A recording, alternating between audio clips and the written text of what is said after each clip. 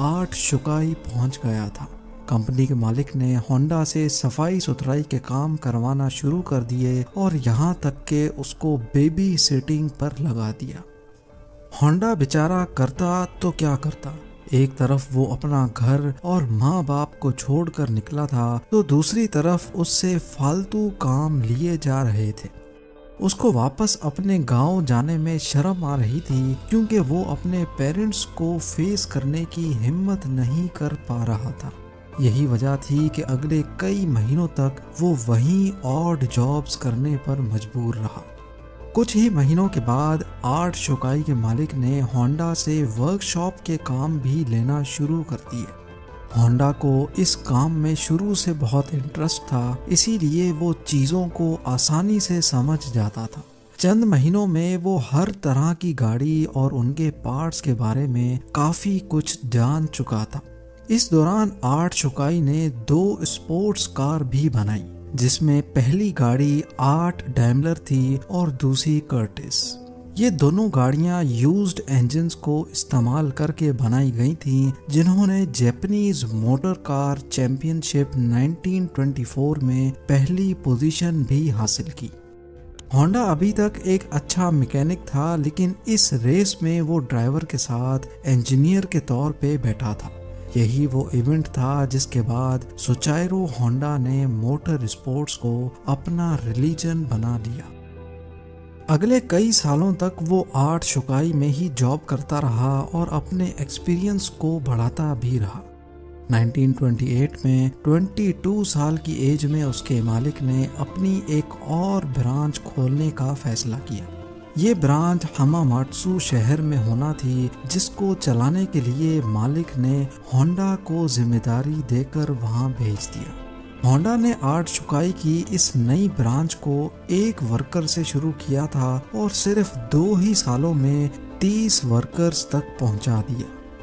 وہ اب ایک بریلینٹ میکینک اور ریسنگ ڈرائیور بھی بن چکا تھا۔ اس نے اپنی مہارت کا فائدہ اٹھاتے ہوئے اپنے مالک کے لیے ایک اسپورٹس کار ڈیزائن کی۔ یہ گاڑی 120 کلومیٹر پر آور کی اسپیڈ سے چل سکتی تھی، جس نے پرانے سارے ریکارڈ توڑ دیے تھے۔ یہ ریکارڈ اگلے 20 سالوں تک جاپان کا ہائیسٹ ریکارڈ بنا رہا۔ 8 شکائی کے مالک کے دل میں ہونڈا کی اہمیت مزید بڑھ چکی تھی۔ وہ اپنا خود کا ورک شاپ کھولنا چاہتا تھا، لیکن شاید قسمت کو یہ منظور نہیں تھا۔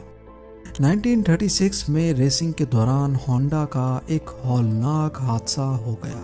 اس ایکسیڈنٹ میں اس کی جان تو بچ گئی، لیکن اس کا لیفٹ بازو فریکچر ہو گیا، شولڈر ڈس لوکیٹ ہو گیا اور چہرے پر کئی زخم آ چکے تھے۔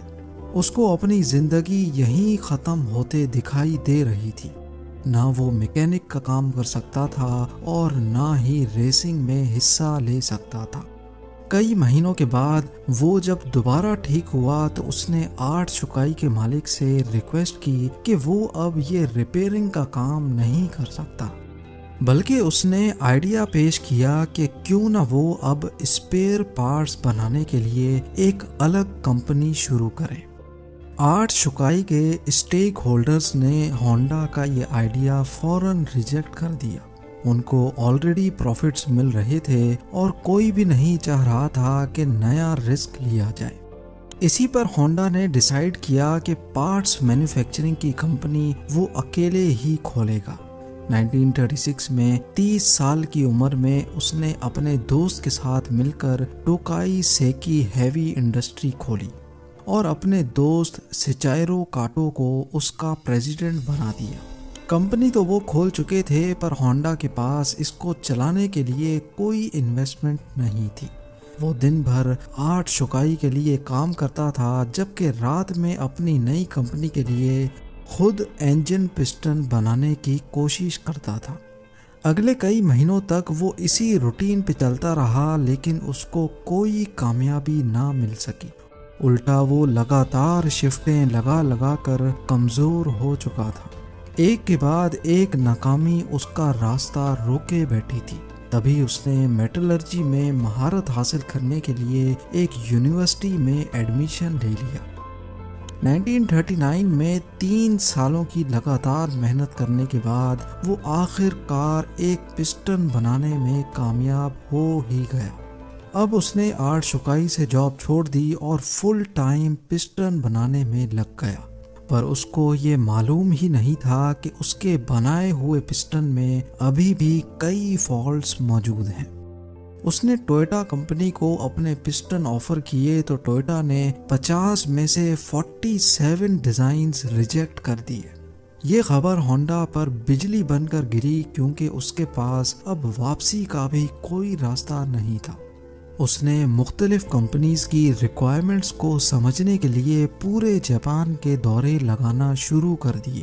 الگ الگ فیکٹریز میں گیا، کار مینوفیکچرر سے ملا۔ اگلے کئی سال اس نے مارکیٹ کو سمجھنے میں لگا دیے اور اس کے بعد ہونڈا نے ایک بار پھر سے پسٹن بنائے۔ اس بار یہ پسٹن ساری کمپنیز کے کوالٹی کنٹرول پاس کر چکے تھے۔ اس کو دھڑا دھڑ آرڈرز ملنا شروع ہو گئے اور ایک بار پھر سے ہونڈا کو اپنے خواب پورے ہوتے دکھائی دیے۔ آرڈرز کو پورا کرنے کے لیے اس کی کمپنی نے 2000 ورکرز کو بھی ہائر کر لیا۔ ہونڈا کی یہ خوشی صرف چند مہینوں کی مہمان تھی، یہ کس کو معلوم تھا۔ 1941 میں جاپان ورلڈ وار 2 میں کود گیا اور منسٹری نے کئی جاپنیز کمپنی کو اپنے کنٹرول میں لے لیا، جس میں ایک کمپنی سوچائرو ہونڈا کی بھی تھی۔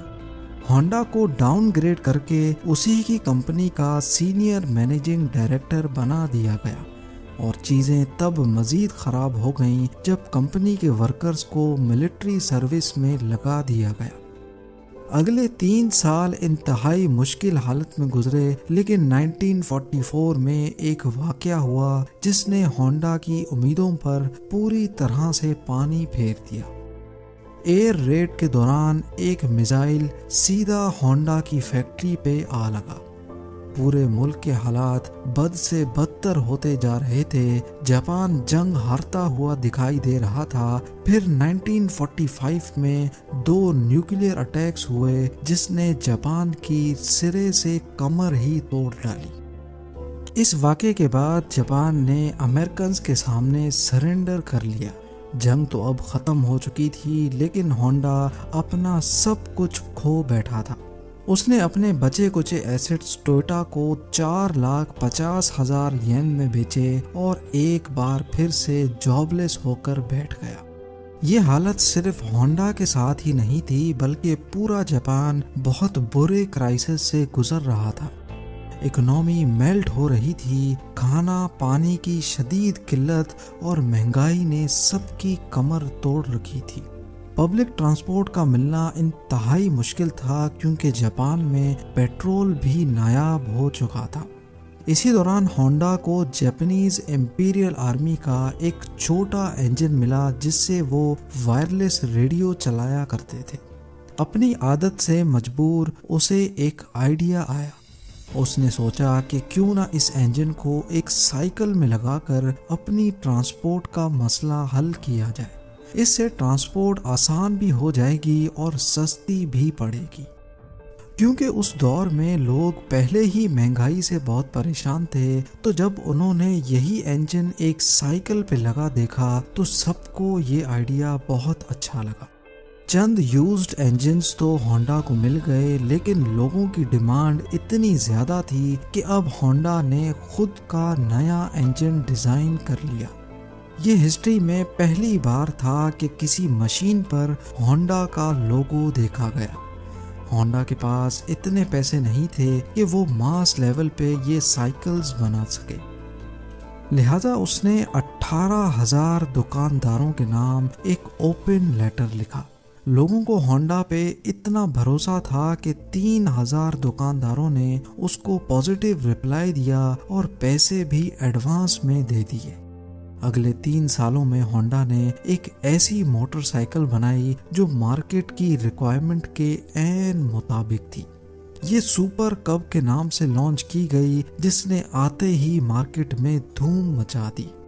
یہ ماڈل اتنا کامیاب ہوا کہ 1958 میں اس نے امریکہ کی اپنی ٹرائمف اور ہارلے ڈیوڈسن کی سیلز کو بھی پیچھے چھوڑ دیا۔ کیونکہ ہونڈا کو ریسنگ کا بہت شوق تو تھا ہی، اسی لیے اس نے اب اسپورٹس بائک بنانے کا فیصلہ کیا۔ وہ مختلف بائک ریسز میں جاتا اور جیتنے والی بائکس کے خاص فیچرز نوٹ ڈاؤن کرتا جاتا۔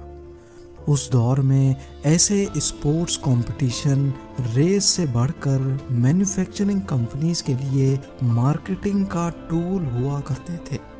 چند سالوں میں ہونڈا کی پہلی اسپورٹس بائک لانچ کی گئی جس نے 1962 انٹرنیشنل ریسنگ کمپٹیشن میں پہلی پوزیشن حاصل کی۔ اس ریس نے ہونڈا کا نام پوری دنیا میں فیمس کر دیا۔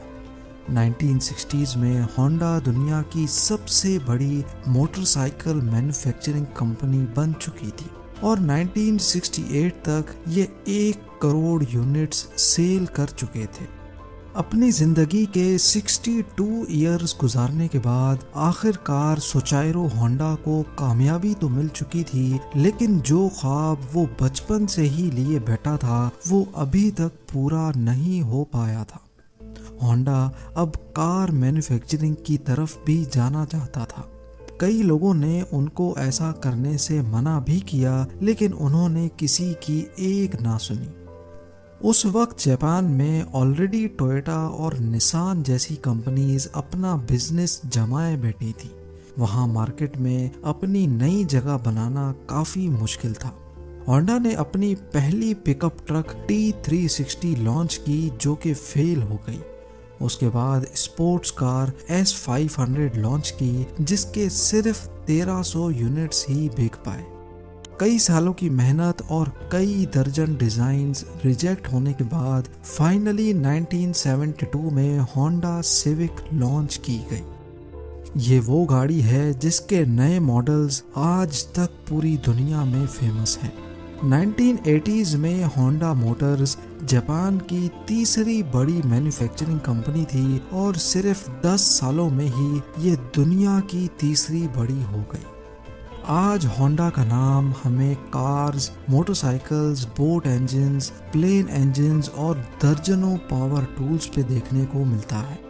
سوچائرو ہونڈا نے ہونڈا سیوک کے لانچ ہونے کے اگلے